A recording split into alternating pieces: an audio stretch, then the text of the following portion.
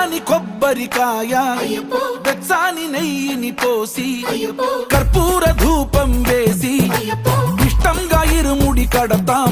నువ్వు ఎత్తుకుంటే చాలు ఎన్ని పూనకాలు కంఠమెత్తి పాడుకోగా కన్యస్వామి కదిలిరాగా ఇరుముడి కట్టు కట్టు కట్టు కట్టు కట్టు ఇరుముడి కట్టు ఎక్కు ఎక్కు ఎక్కు ఎక్కు సారి మల్ల ఎక్కు.